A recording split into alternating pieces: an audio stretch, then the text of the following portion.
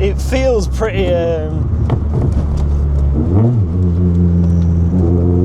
pretty boaty. The best thing about NA engines is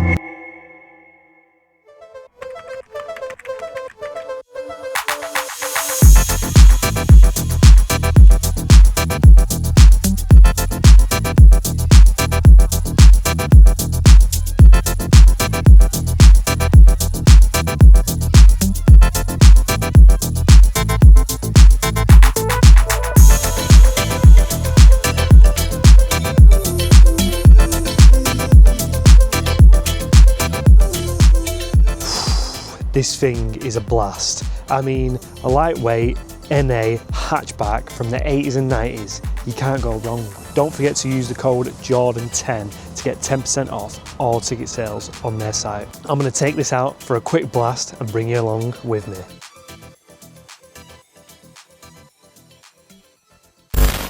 We are in a Rover Metro with a 1.8 K-Series. You lot know me, you know I like my NA stuff. I like my Metros as well, so this is a bit of me. Ooh, it sounds a bit leery. Sounds a bit leery. The mad thing is I feel so close to the dash. Can we get this seat back? Does this come out? No? Right. Fuck. Elbow delete. First impressions, she's loud.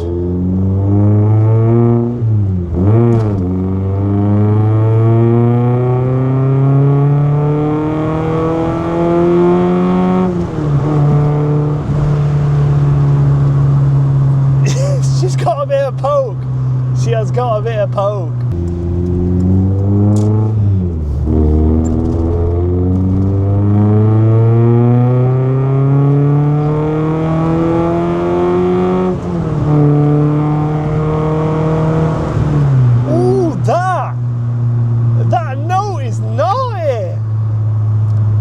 I don't even think it's on coilovers either.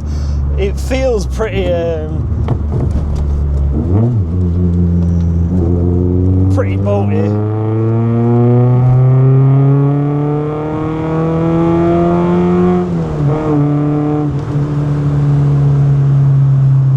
The noise that comes out the back of that, wow. Mate, 80s, 90s hatches that have been engine swapped with a little peppy NA is the sweet spot, mate.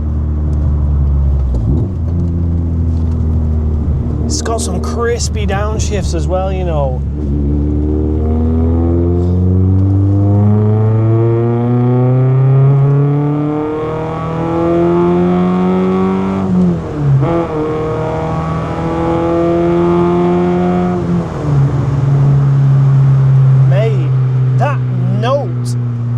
The note that is coming from this 1.8 is, oh, to die for.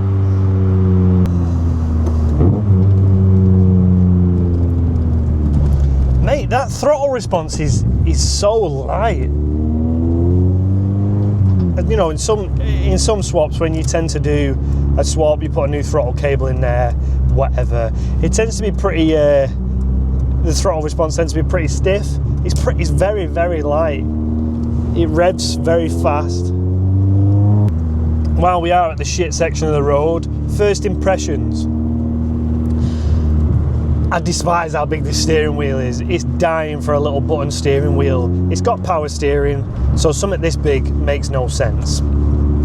Suspension wise, I don't think it's on coilovers.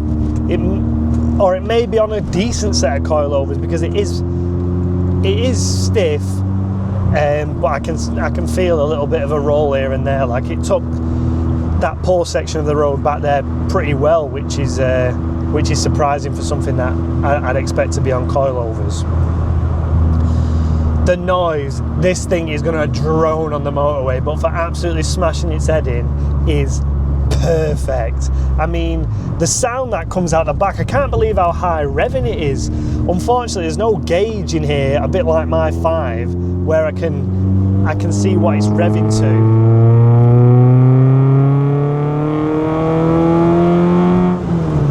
But it sounds pretty high. It does sound very high. I'm gonna go for around 7, I think it revs to, maybe 7.5. Obviously, I don't want to be hitting that. It's not my car. I'm not going to limit or bang it. One of the best things about this is how standard it looks.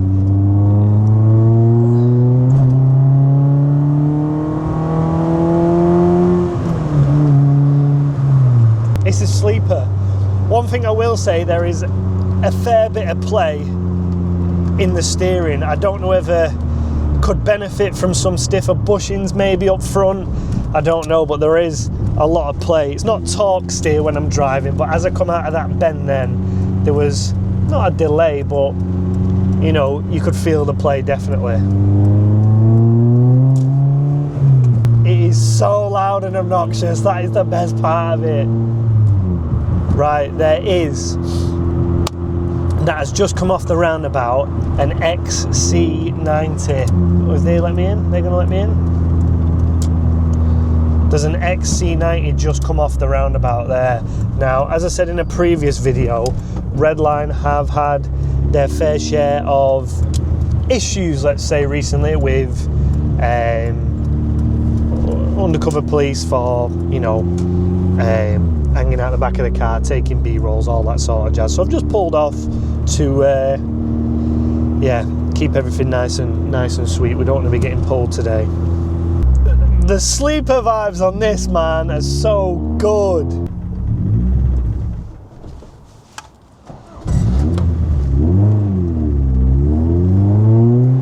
Happens to the best of us, ladies and gents. Happens to the best of us.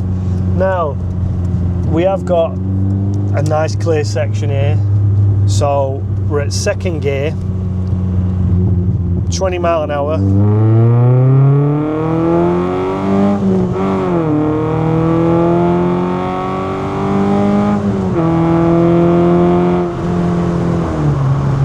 This thing is quick.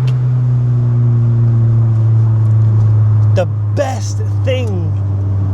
best thing about NA engines is obviously the instant power, but the fact that you can put it down. That's what I'm all about. I'm not really interested. It is fun when like a car will spin up on boost, but when it's getting to the point of undrivable, that's where the fun sort of stops for me. This thing is a little monster, mate. I mean, there's no point chasing horsepower.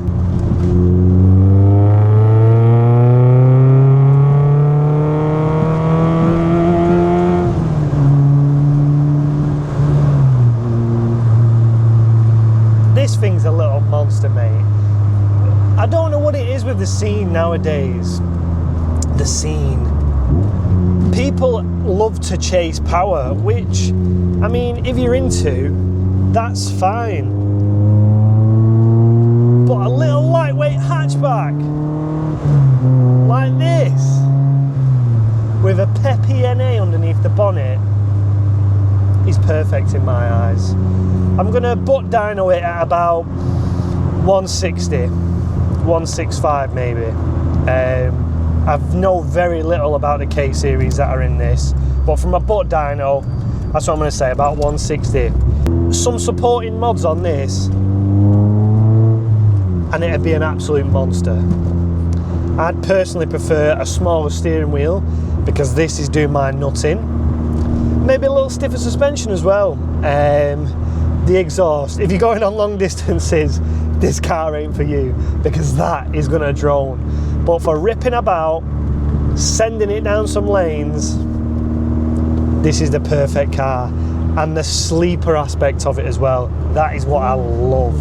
You know, I wanted to turn my 5 into a sleeper, but unfortunately the previous owner to me had already cut the rear quarters, so it meant welding it back in, which I didn't really want to do, so the GT turbo kit happened. But the sleeper aspect of this is mega. Now, my favourite bit Are we ready? Little one wheel peel there. 60. That was a pretty fast 0 to 60, that, to be fair. I mean, I haven't got a timer on me, but I go off how much road I use, and very little road was used there. I'm going to be biased. I love a small, lightweight 80s, 90s hatchback with a big NA lump in it. I'm going to go for an 8.5 out of 10. 8.5 out of 10. Little ripper. There's not much more you need to know about it.